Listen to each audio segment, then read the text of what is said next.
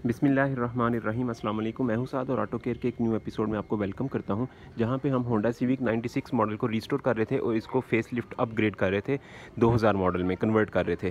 तो फाइनल हो चुका है आज सारा प्रोजेक्ट ऑलमोस्ट। जस्ट छोटे छोटे काम रहते हैं, जिस तरह के ये बोनट के ऊपर शावर लगना, नंबर प्लेट लगना, इस तरह के छोटे मोटे काम रहते हैं। शावर ये पड़े हुए हैं मेरे पास, ये लगाए क्यों नहीं है, इसका जस्ट थोड़ा सा इसको ब्लैक का स्प्रे मारना है। ये देखें कलर इसका ख़राब हुआ है, इसको जस्ट ब्लैक का स्प्रे करके तो फिर इन दोनों शावर को बोनट के ऊपर वापस लगाना है। ये काम रह गया है, ये जस्ट छोटा सा काम है। इस तरह के छोटे मोटे काम रह गए, बाकी ऑलमोस्ट ये प्रोजेक्ट कंप्लीट हो चुका हुआ है।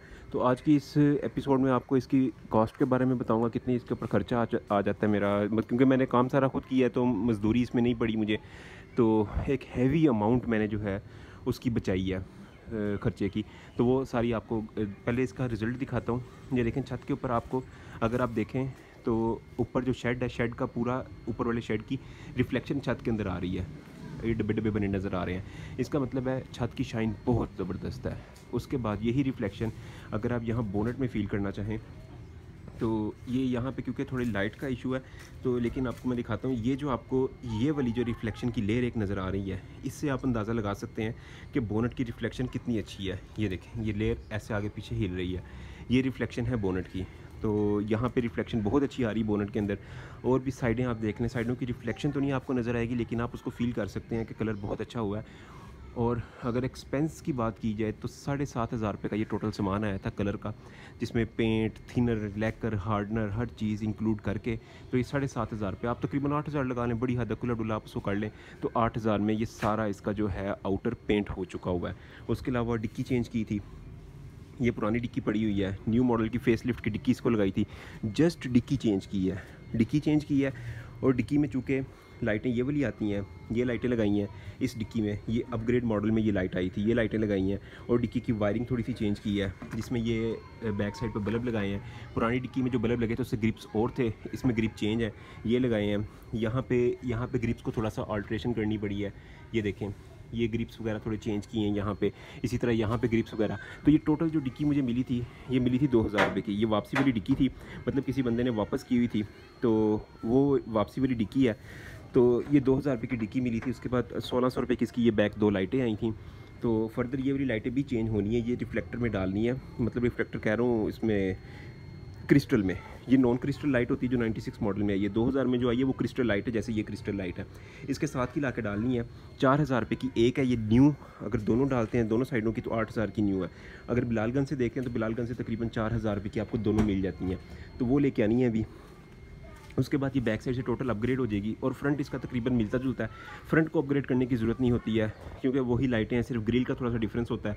वो आप RS की ग्रिल लगा लें, मिड गुमनी रोड से तकरीबन 2,500-3,000 रुपये की मैक्सिमम मिल जाएगी, वो आप ला के लगा लें इसको। तो अभी जो रिमेनिंग एक चीज़ ये रह गई है, बोनट के ऊपर ये वाइट निशान आप देख रहे हैं, ये कंपाउंड का निशान होता है। जो कंपाउंड पॉलिश कॉल्टेक्स की इसके ऊपर अप्लाई की थी, वाइट कलर में होती है। जब मशीन घूमती है तेज़ी से ग्राइंडर, तो वो पीस को गर्म करती है, कुछ पॉलिश इसके ऊपर जम जाती है गर्म होकर। अब ये धोने से भी नहीं उतरी है, ये उतरेगी वापस। इसको दोबारा कंपाउंड कपड़े के ऊपर लगा के वही पॉलिश, तो उससे इसको ऐसे मांजा जाएगा, ऐसे ऐसे सैंड किया जाएगा थोड़ा सा कपड़े के ऊपर कंपाउंड पॉलिश लगा के, तो ये फ़ौरन उतर जाएगी। जोर नहीं लगाना पड़ेगा, जस्ट हल्का सा ऐसे 2-3 दफ़ा रब करेंगे इसको तो ये उतर जाएगी। तो ये उतारना है इसका, मतलब कहने के थोड़ा सा कंपाउंड को उठाना है इसके ऊपर से, वो रह गया। और उसके बाद ये शावर वगैरह लगने वाले रह गए हैं, रह गई है नंबर प्लेटें, इस तरह के छोटे मोटे काम। बाकी जो इसके इशारे थे ये नए नहीं डाले हैं, उन्हीं को सेट करके लगाया, क्योंकि ये 1,400 रुपये के थे दोनों साइडों के। तो मकसद था कि कम से कम खर्चा किया जाए इसके ऊपर। तो 1,400 रुपये के दो अगर ये इशारे डालने थे, लाइटें डालनी थी नई अगली पिछली, तो वो लाखों में गेम चली जानी थी। तो मैंने मतलब तकरीबन टोटल मिला के 17 से 20,000 रुपये मेरा इसके ऊपर लगा है। तो ये टोटल गाड़ी रिस्टोर हुई है, पुरानी चीज़ें सारी ये उतारी हैं, डिक्की वगैरह वो चेंज की हैं, सारी गाड़ी को पेंट की है, हैंडल इसके रिपेयर किए हैं सेल्फ की ओर के साथ, वो भी केमिकल आपको दिखाया था। वरना नए लाने को तो इसके तकरीबन 4,000 रुपये के हैंडल आ जाते हैं। 1,200 रुपये का एक हैंडल है, कोई 800 का देता है, कोई 1,000 का डोर हैंडल। तो मैंने पुराने रिपेयर किए हैं, वो 350-400 का सेल्फ की ओर आ जाता है, उसके साथ इसके वो हैंडल रिपेयर हो जाते हैं। तो ये इसकी कॉस्ट आई है। उसके बाद इनसाइड भी चलते हैं। पहले आपको थोड़ा सा इंजन का दिखा दूं रिज़ल्ट। इंजन जो वॉश किया था, बोनट मुझे ओपन करना पड़ेगा इसका, थोड़ी सी ऐसे इसको लॉक हटा के, तो इसका मैं रॉड ज़रा लगा लूँ बोनट का। ये लगेगा इस वाले के अंदर ऐसे। तो ये देखें जी, इंजन बे के ऊपर आ जाते हैं। इंजन पे बिल्कुल क्लीन हो चुका हुआ है। और जो केमिकल था मैं लेके आया था बिलालगंज से 150 रुपये का, ये देखें, इसमें से सिर्फ 50 रुपये का केमिकल यूज़ हुआ, बाकी मेरे पास वैसे का वैसे ही पड़ा हुआ है सारा। और इस 50 रुपये के केमिकल से इंजन का आप रिज़ल्ट देख लें, पूरा पूरा क्लीन हो चुका हुआ है। अभी थोड़ी बहुत रह गई है कसर, वो ऐसे है कि जैसे वो नीचे कंप्रेसर के ऊपर थोड़ा सा ऑयल बाकी रह गया, उसके ऊपर मेरा ब्रश नहीं जा सका, मैंने गौर नहीं किया थोड़ा सा ना, क्योंकि अब वॉश हुआ तो मिट्टी नज़र आना शुरू हो गई है कहाँ कहाँ रह गई है। तो ये देख लें बिल्कुल क्लीन हो गया हुआ है, पानी की बोतल बिल्कुल क्लीन है, रेडिएटर, फ्रंट पट्टी, हर चीज़ इस केमिकल ने बिल्कुल क्लीन कर दी है। आप देख सकते हैं रिज़ल्ट। ये एयर क्लीनर बॉक्स देख लें, इसका रिज़ल्ट देख लें, बिल्कुल क्लीन हो चुका हुआ है। बैक से ब्रेक बूस्टर देख लें आप, कैसे ब्लैक में आ चुका है, बिल्कुल क्लीन, होदा वगैरह हर चीज़ इसकी, थ्रोटल बॉडी। और इसी तरह इंजेक्टरों के पास से काफ़ी गंद था, तो इसको एक दफ़ा फिर भी करना पड़ेगा, पीछे मिट्टी रह गई लेकिन यहाँ से मेटल नज़र आना शुरू हो गई है। इतना ज़बरदस्त इसका रिज़ल्ट है। तो मैं कंपोजिशन की बात कर रहा था, इस केमिकल में जो बिलालगंज वाला केमिकल है, इसके अंदर कंपोजिशन एक हैवी मिकदार डीजल की है, और सरफ़ के तौर पे इन्होंने साबुन डाला होगा बर्तन धोने वाला, क्योंकि इसको शेक करें तो झाग बनती है, देखें झाग बन गई। और इसके अलावा इसमें बैटरी का तेज़ाब, जो हम बैटरी यूज़ करते हैं, मुझे जहाँ तक लग रहा है कि वो तेज़ाब भी इसमें डाला हुआ है, क्योंकि उस तेज़ाब का रिज़ल्ट बहुत अच्छा होता है। जब भी आप किसी मेटल के ऊपर उसको गिराते हैं तो वो बिल्कुल क्लीन कर देता है, उस मेटल को साफ़ कर देता है। तो वो तेज़ाब भी इसमें डाला हुआ कंपोजिशन के लिए। तो इसकी इस तरह की कंपोजिशन कुछ है, लेकिन एग्जैक्टली किसी को नहीं पता, वो बताते भी नहीं है, तो ये मिलती जुलती कोई चीज़ है। तो उसके बाद इसकी ये हेडलाइट्स देख लें, दोनों इस टाइम लो पे जल रही हैं, और ये इशारे में भी लगाई थी लाइट, और उसके दूसरी साइड पे भी लगाई थी फोकस वाली पे, हेडलाइट वाली में। तो इनमें दोनों में फ़ैन लाइट लगी है, आप इसको हाथ लगाएंगे फ़ैन चलता फील हो रहा है प्रॉपर। तो ये भी लो पॉइंट पे जल रही है। इसके बाद उधर वाली भी देख लें, ये भी देख लें, ये भी तकरीबन 2400 रुपये की 4 लाइटें आई थी। इसमें चूँकि जो होंडा सिविक 2005 मॉडल है, उसमें 2 ऑप्शन होते हैं बल्ब के, एक यहाँ बल्ब लगता है, एक यहाँ बल्ब लगता है। इसमें चूँकि एक ही ऑप्शन था, तो मैंने चूँकि 2 लगाने थे, तो मैंने इशारे वाला बल्ब भी इशारा यहाँ से ख़त्म कर दिया, यहाँ पे जस्ट मैंने वो लगा दिया, LED बल्ब लगा दिया, SMD, तो फ़ैन लाइट। इसका रिज़ल्ट, लाइट काफ़ी ज़रा अच्छी लुक में आ जाती है गाड़ी भी, और लाइट काफ़ी थ्रो अच्छी हैवी हो जाती है। अब यहाँ पर मैंने इसका अगर हाई पॉइंट ऑन करूँगा तो ये हाई हो गया इस टाइम, ये देखें कितनी अच्छी थ्रो है। अभी दिन का टाइम है, तो ये लाइट का रिज़ल्ट बहुत अच्छा। 2400 रुपये की 4 लाइटें आई थी, 600 रुपये की एक। अगर आप लगाना चाहें तो 1200 की 2 भी लगा सकते हैं, एक इसमें लगा लें, एक उस साइड पे लगा लें, इशारे को छोड़ दें। तो ये इसकी थ्रो है। उसके बाद इसका फ्लैशर जो मैंने रखा है, सिर्फ इसका फ्लैशर रखा है। अभी मैंने इसका भी फ्लैशर ऑन करना है, इसका फ्लैशर भी मैं कनेक्ट कर दूँगा, पहले मैंने नहीं था किया, लेकिन अब ईजी है। ये देखें, ये तार मैंने छोड़ी हुई है फ्लैशर की, ये तार है फ्लैशर की, जिसके ऊपर ये मैंने टेप की हुई है, ये वाली टेप से उसका सिरा मैंने कवर किया हुआ है। और जो ये तार गुजर रही है, ये पॉजिटिव है, इस तार के साथ इसको कनेक्ट करना है, ये स्विच से आ रही है। तो जस्ट इसका दोनों का फ्लैशर ऑन हो जाएगा। अभी सिर्फ एक है, मैं आपको फ्लैशर भी ऑन करके दिखाता हूँ। तो उसके बाद बटन की भी स्टोरी आपको बताता हूँ, वो कितने पैसे लगे हैं। ये देखें, जब मैंने बटन ऑन किया तो ये फ्लैशिंग पे आ गई है ये, और ये बटन छोड़ूंगा तो फ्लैशिंग बंद हो जाएगी, नॉर्मल हेडलाइट ऑन हो जाएगी। अब इसको ऑफ़ करता हूँ लाइट को, तो ये देखें, ये वो बटन है जो मैंने लगाया है इसको फ्लैशिंग के लिए। पॉजिटिव इसके अंदर दे के यहाँ से पॉजिटिव आउट करके वो लाइट के अंदर दे दिए। ये 20 रुपये का बटन है जो टिक टिक, ये देखें, टिक ऑन टिक ऑफ। अगर हल्का सा प्रेस करके रखेंगे तो ये ऑन है, ये देखें। अगर आपने परमानेंट फ्लैश, हल्का फ्लैशर चलाना है तो ये है। अगर आपने इसको टिक करके ऑन कर दिया, हाथ आपके फ्री हैं, तो ये फ्लैशर ऑन हो गया। इसके ये 2 फीचर हैं इस बटन के। तो ये 20 रुपये का बटन आया, तो ये मैंने ला के यहाँ पर लगाया डैशबोर्ड के अंदर। ये इसकी यहाँ फिटिंग बनाई है मैंने प्रॉपर। तो ये देखें, ये हो गया, ये देख रहे हैं। और उसके बाद इन साइड आपको दिखाता हूँ थोड़ा सा उस साइड से आके। तो बाकी ये देख लें, पोशिश वगैरह हर चीज़ इसकी फ़िट हो चुकी है, चारों शीशे ऑपरेशनल है। डिक्की वगैरह खोल के भी आपको दिखा देता हूँ, ये चारों दरवाजे। अभी इसकी थोड़ी सी ऑयलिंग वगैरह होनी है कब्ज़ों को, और इन साइड थोड़ी सी पोशिश वगैरह को गीला कपड़ा मार के साफ़ करना है। पोशिश के ऊपर काफ़ी मिट्टी जम गई है। तो ये इसके दरवाजे हैं, ठीक हो गया जी, ये आ गया इसका। और डिक्की आप देख लें, डिक्की धो दी हुई है, इसे कारपेट बिछने हैं। कारपेट एक ये लगा हुआ है, इसको सीधा करना है। बाकी कारपेट धो के डाले हुए हैं, उनको भी बिछाना है। अब वो सूख गए हैं, उनको अब ला के जस्ट उनको बिछाना है। बाकी डिक्की भी कंप्लीट हो चुकी हुई है, ये हो गया। उसके बाद इस साइड से आ जाएं, अंदर से क्या काम किया है, AC, ब्लोअर, इंजन, हर चीज़ की प्रॉपर वायरिंग ओके हो गई है। जस्ट एक चेक लाइट है, उसको रिमूव करवाना है, वो एक स्कैनर लग के उसको रीसेट मारना है कंप्यूटर को। उसके अलावा ये कार्ड इसमें लगे थे, जो पहला कार्ड था वो ये था। मैं आपको कार्ड भी दिखाता हूँ और इनकी प्राइस भी बताता हूँ। ये कार्ड होता है ब्लूटूथ वाला, क्योंकि ये जो इसमें टेप लगी हुई है ना, ये CD प्लेयर है, और अब CD प्लेयर यूज़ नहीं होते हैं। सबसे पहले कैसेट प्लेयर आते थे, कैसेट प्लेयर भी ख़त्म हो गए। कैसेट के बाद CD प्लेयर आए, CD प्लेयर भी ख़त्म हो गए। अब ब्लूटूथ वाले प्लेयर आ रहे हैं। तो जो पुराने आपके प्लेयर होते हैं उनको आप अपग्रेड कर सकते हैं। ये कार्ड होता है ब्लूटूथ वाला, इसके अंदर ये कार्ड इसमें पहले लगा हुआ था, तो इसकी ब्लूटूथ नहीं थी चल रही है, इसका ऑक्स का फीचर चल रहा था। यहाँ से केबल एक बाहर निकल रही थी इस पॉइंट से, जो मोबाइल में ऑक्स के तौर पे यूज़ होती थी। तो ये 250 रुपये का कार्ड है, MP3 कार्ड इसको कहते हैं। ये मैंने ला के इसमें न्यू डाला है। तो एक ये कार्ड है, ये 700 रुपये का कार्ड है, इसको MP5 कार्ड कहते हैं। ये रियल प्लेयर होता है, ये भी इस सेट के अंदर लग जाता है, इसी टेप के अंदर लग जाता है इसका। फिर इसके साथ ये होता है कि आपको ऑडियो और वीडियो दोनों की ऑप्शन मिल जाती है ये MP5 कार्ड के साथ, और MP3 कार्ड के साथ सिर्फ ऑडियो की। लेकिन फ़र्क ये आ रहा था, इसमें ब्लूटूथ नहीं होती है, इसमें जस्ट USB वगैरह कनेक्ट होती है, ऑक्स कनेक्ट होती है। इसमें ब्लूटूथ का ऑप्शन आपको मिल जाता है इस कार्ड में। तो अब इसका अपग्रेड वर्जन आ गया हुआ है, उसमें वो 1000 रुपये का कार्ड है, उसमें ब्लूटूथ भी होती है और वो होता भी रियल प्लेयर है। तो मैंने फ़िलहाल इसमें ब्लूटूथ वाला कार्ड लगाया, पुराना कार्ड निकाला है, क्योंकि इस कार्ड की सिर्फ ब्लूटूथ नहीं थी चल रही है और मुझे ब्लूटूथ चाहिए थी। तो मैंने इस टेप के अंदर ही उसकी फ़िटिंग बना के, ये पहले फ़िटिंग बनी हुई थी, तो यहाँ पे ब्लूटूथ से वो कनेक्ट हो जाता है। अगर आपने USB लगानी हो तो आप इस पोर्ट में USB भी लगा के MP3 साउंड वगैरह इंजॉय कर सकते हैं। तो ये इनसाइड हो गया इसका। तो सारी गाड़ी ऑलमोस्ट कंप्लीट हो चुकी हुई है। तो एक्सपेंस टोटल जो है, काम मैंने खुद किया। अगर मैं ये काम बाहर से करवाता तो तकरीबन को 1.5 लाख रुपया लग जाना था मेरा, ये सारा काम करवाते हुए। बैक साइड से सीटें वगैरह, नीचे कारपेट धो के दोबारा फिट किया। इसी तरह सारा प्रोजेक्ट आपके सामने है, पूरी इसकी वीडियोस वगैरह हर चीज़ है। मतलब पैसे जो नहीं लगे मेरे, सिर्फ 20,000 रुपये, कुछ भी नहीं होता।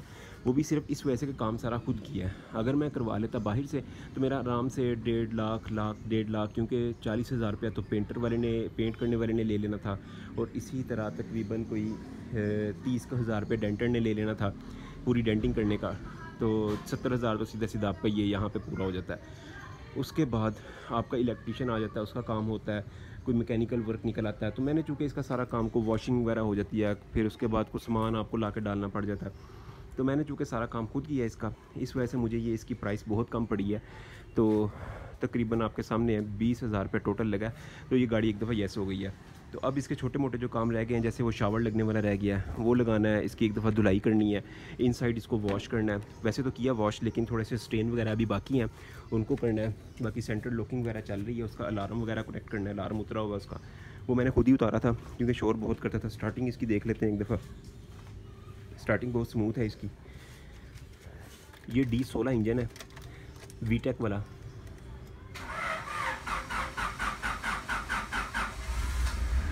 ये चेक लाइट आ रही है, जिस वजह से सेल्फ थोड़ा सा लंबा ले रही है गाड़ी। जब ये चेक लाइट स्कैनर लग के रिमूव हो जाएगी तो सेंसर का इशू होगा, तो स्कैनर बताएगा इसमें किस सेंसर का इशू आ रहा है, स्कैनर ने बताना है इसको। तो वो रिमूव हो जाएगा, उसके बाद ये चेक लाइट ख़त्म हो जाएगी और गाड़ी सेल्फ छोटा लेगी। तो बाकी इसका जो इंजन है ये देख लें, बिल्कुल स्मूथ है। जस्ट ये 300 रुपये लगना है इसका स्कैनिंग का। उसके बाद जो सेंसर आना है 1000 रुपये उसका लगेगा। फिर 2,000 के अंदर ये काम इसका हो जाना चाहिए, बाकी जाके पता चलेगा स्कैनर लगवाने के बाद। तो यहाँ से एक ये वाला इसका सेंसर उतरा हुआ था, ये इसका केन क्रंक का सॉरी सेंसर होता है, यहाँ से आ रहा होता है सेंसर क्रंक शाफ्ट के ऊपर से। तो ये सेंसर डिस्कनेक्ट था, तो मैंने ये कनेक्ट किया और इसका ग्रिप नीचे लटका हुआ था, वो मैंने कनेक्ट कर दिया। उसके बाद चेक लाइट चली गई थी, लेकिन फिर दोबारा वापस आ गई है। तो मे भी सेंसर दोबारा उतार के वॉश करके कनेक्ट करना पड़े, तो इसका इशू हो। तो ये स्टार्टिंग है इसकी इंजन की। AC का रिज़ल्ट आपको दिखा देता हूँ। AC ऑन कर लेते हैं। फ़ैन इसका डायरेक्ट किया हुआ है, अभी ऑटो नहीं चलाया हुआ, डायरेक्ट चल रहा है, क्योंकि AC वगैरह चलना होता है। वैसे तो ऑटो में भी कुछ नहीं होता, बेहतरीन चलता है फ़ैन। और रेडिएटर में भी देख लें, पानी वगैरह कम नहीं करती है गाड़ी। अभी थोड़ा प्रेशर है रेडिएटर में, इसलिए इसको, क्योंकि गाड़ी स्टार्ट है तो प्रेशर है उसके अंदर, तो खोलना मुनासिब नहीं है। तो गर्म नहीं है पानी मैंने, क्योंकि अभी जस्ट स्टार्ट किया। तो अब AC चेक कर लेते हैं। ये देखें जी, अब मैं आ गया हूँ गाड़ी के अंदर। ये फ़ैन ऑन किया और ये AC के ऊपर आर्पिंग थोड़े से डाउन हो जाते हैं, तो बिल्कुल 1 पे जाके स्टेबल हो जाते हैं। बिल्कुल 1 पे, ये देखें आप, परफेक्टली स्टेबल है। तो ये AC की परफॉर्मेंस बहुत अच्छी है। मतलब इन गाड़ियों का AC बहुत कमाल है, बहुत कमाल AC है इनका। तो अगर आपका सही मतलब कंडीशन में हो, मतलब कंप्रेसर आपका अच्छी हालत का हो, अच्छी कंडीशन में हो, तो AC इनका बहुत ज़बरदस्त है। तो आउटसाइड भी आपको दिखा देता हूँ। ये जो पाइप होता है ना, ये वाला, ये पाइप आपका ठंडा हो जाता है। जब थोड़ी देर AC चलेगा तो इस पाइप पे इर्द गिर्द वाटर आना शुरू हो जाएगा, जो वेपोरेटेड वाटर होता है, जो बुखारात होते हैं हवा के अंदर पानी के, वो इसके साथ जमना शुरू हो जाएंगे। ये पाइप इतना ठंडा हो जाता है, और अभी ये ठंडा होना शुरू हो गया है। और ये फ़ैन चल रहा है इस टाइम एसी का, एसी ऑन हो चुका है। कंप्रेसर वो देख लें, कंप्रेसर भी चल रहा है।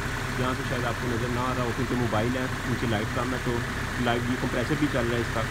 बाकी ईच एंड एवरीथिंग इसकी ओके है, स्टार्टिंग वगैरह, एसी वगैरह, हर चीज़। तो एसी अब बंद कर देते हैं। तो ये टोटल जो है एक्सपेंस मुझे कम इस वजह से ही पड़ा है कि मैंने इसका सारा काम खुद किया। अगर मैं यही काम बाज़ार से करवाता तो इसके एसी वाले ने भी अपने चार्जेस ले लेने थे, उसने एसी की सर्विस करने के। एसी की वायरिंग थोड़ी सेट होने वाली थी, ब्लोअर की वायरिंग होने वाली थी, फिर ये कार्ड वगैरह MP5 कार्ड लगने थे, MP3 कार्ड लगने थे, इनके पैसे उसने अलहदा ले लेने थे। साउंड वाले के पास जाना पड़ना था, स्पीकरों की वायरें आनी थी। तो मतलब मैंने हर चीज़ खुद की है। जस्ट ये रह गई ये 2 लाइटें। ये लाइट 4000 रुपये की एक है, ये नॉन क्रिस्टल है और ये क्रिस्टल है। तो इसमें इशारा नीचे आता है 96 मॉडल में, और जो क्रिस्टल लाइट आती है 2000 मॉडल में उसमें इशारा ऊपर आता है। तो वो लाइट अब ला के डालनी है। 4000 रुपये की एक लाइट है, न्यू डब्बा पैक, मिंट कुमरी रोड से। इसी तरह ये भी 4000 रुपये की एक है, मिंट कुमरी रोड से। तो ये 8000 रुपये का सेट है दोनों लाइटों का। तो अगर बिलालगंज से ले ली जाए थोड़ी यूज्ड, जिस तरह मुझे ये मिल गई थी, ये मुझे 1600 की 2 मिली हैं, 800 की ये, 800 की ये। तो वो भी मैं अब यूज़ जाके बिलालगंज से लेके आऊँगा, तकरीबन कोई 4000 से 4500 की मुझे ये दोनों पीस मिल जाएंगे। तो वो डाके डालूँगा इनको, तो ये क्रिस्टल बन जाएगी। जैसे ये वाली क्रिस्टल है, इस तरह ये भी क्रिस्टल हो जाएगी और ये बिल्कुल मैच हो जाएंगे। अभी थोड़ा सा डिफरेंस आ रहा है दोनों लाइटों में, वो नॉन क्रिस्टल है, ये क्रिस्टल है। तो ये काम रह गया, बाकी आलमोस्ट गाड़ी रेडी है। छोटे मोटे काम चलते रहेंगे साथ साथ जो रहते हैं। तो ये मेरा फाइनल प्रोजेक्ट था। तो इसके अंदर देख लें आप, लाइटें लग गई हैं, डिक्की चेंज हो गई है, डिक्की के रिफ्लेक्टर आ गए हैं, पेंट हो गई है पूरी गाड़ी। उसके बाद MP5 कार्ड लग गया गाड़ी के अंदर, एसी की सर्विस, एसी की फ़ैन वगैरह हर चीज़, मतलब ये ओके किया, इंजन वॉश किया, हर चीज़ किया। तो टोटल एक्सपेंस 20,000 भी मेरा ख्याल है पूरा नहीं लगा, उससे भी थोड़ा सा 1001 रुपया कम ही लगा हुआ है। तो यही काम अगर मैकेनिक से करवाया जाता या प्रोफेशनली वर्कशॉप से करवाया जाता तो काफ़ी एक्सपेंस पड़ जाना था। तो मेरा मकसद ये है कि एक्सपेंस को कम किया जा सके और आपसे हर चीज़ शेयर की जाए कि कितना खर्चा आता है गाड़ी को पेंट वगैरह करने पे, और बाकी हम मज़दूरी में कितना पैसा दे रहे होते हैं उनको। तो मज़दूरी इसकी तकरीबन को 70-80 हज़ार रुपये बन जाती है, इलेक्ट्रीशियन, मैकेनिक, डेंटर, पेंटर वगैरह डाल के, तो जो मैंने बचाई है। तो बाकी सामान इतना महंगा नहीं होता, उसकी लेबर बहुत महंगी होती है। शीशों की सारी सर्विस की है, मोटरें वही मैंने रिपेयर की हैं सारी। शीशे सारे ऑपरेशनल है, चारों के चारों। तो वही सारी मोटरों की सर्विस करके चारों शीशे इस टाइम ऑपरेशनल हो गए हैं। अगर बात होती मैकेनिक की, इलेक्ट्रिशियन की, तो उसने कहा था जी मोटरें नहीं डाल दो, वो एक बिला वजह का ख़र्चा था। इसी तरह इसके ये चारों हैंडल भी रिपेयर कर लिए सेल्फ क्यों लगा के। डेंटर ने कहा था जी हैंडल चारों नए ले आओ, 4000 रुपये के 4 हैंडल आने थे, तो मैंने वही रिपेयर किए हैं। बम्पर्स आपके सामने हैं, बम्पर की वो सारी अल्ट्रेशन ख़त्म कर दी हैं। मतलब अल्ट्रेशनों से मुराद जो इसमें गोले वगैरह आते थे, ये गोले उतार के मैंने फ़र्क कर दिए, इनको प्लास्टिक भरवा के प्लेन कर दिए। ये 2000 मॉडल, ये इस तरह 96 मॉडल में आता है, इस तरह ये गोला लगा होता है 96 मॉडल में, और जो 2000 मॉडल है उसमें ये गोला ख़त्म हो गया।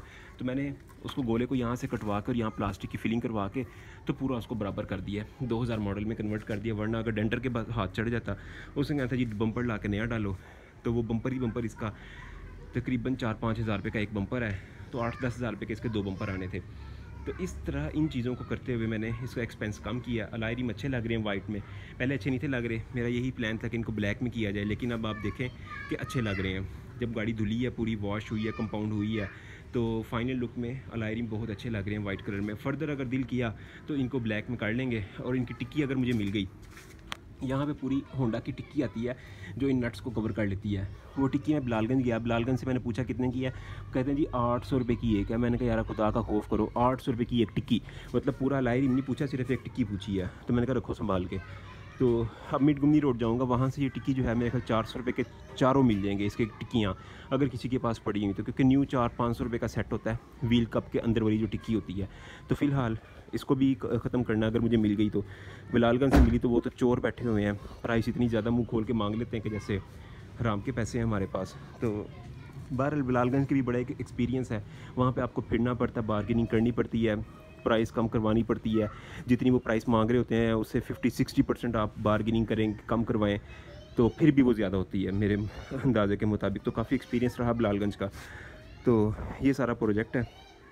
तो उम्मीद है कि आपको ये प्रोजेक्ट पसंद आया होगा, और बाकी इंशाल्लाह किसी नेक्स्ट प्रोजेक्ट में दोबारा मुलाकात होगी। अभी एक वो होंडा 125 वाला प्रोजेक्ट भी पड़ा हुआ है, इस 125 को भी तैयार करना है, तो इसको भी करेंगे अब। तो इंशाल्लाह आपसे नेक्स्ट किसी अच्छे प्रोजेक्ट में मुलाकात होगी।